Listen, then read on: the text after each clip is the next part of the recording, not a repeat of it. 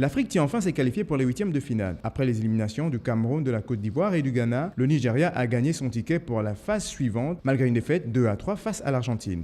Avec 4 points en 2 matchs, les Nigériens n'avaient besoin que d'un nul ou d'une défaite de la Bosnie pour se qualifier. Les Iraniens ont exaucé le souhait des Super Eagles en s'imposant 3-1 face à la Bosnie, laissant pour seul enjeu du match du Nigeria le gain de la première place. Avec cette défaite, le Nigeria finit deuxième et affrontera donc la France. Deuxième qualifié, l'Algérie qui a décroché ce jeudi sa qualification pour les huitièmes de finale en arrachant un nul heureux face à la Russie lors de la dernière journée du groupe H, score final 1 but partout. Une grande première dans l'histoire de l'Algérie. Le héros de cette soirée se nomme Ismail Slimani qui à la 60e minute a répondu à l'ouverture très tôt du score d'Alexandre Kokorin à la 6e minute. L'Algérie devient ainsi la première nation d'Afrique du Nord à figurer parmi les 16 meilleures nations du monde depuis le Maroc en 1986. S'offre surtout un huitième de finale délicat à disputer face à l'Allemagne lundi prochain à Porto Alegre. Cette rencontre sera également un rendez-vous avec l'histoire, puisque 1982 est la dernière année à avoir vu les Fennecs marquer un but, remporter un match, mais aussi l'année des pires souvenirs avec ce RCA Autriche qui provoquait leur élimination. Dans quelques jours, ils auront l'occasion de prendre leur revanche sur l'Allemagne 32 ans après, avec cette fois comme enjeu un ticket pour les quarts de finale.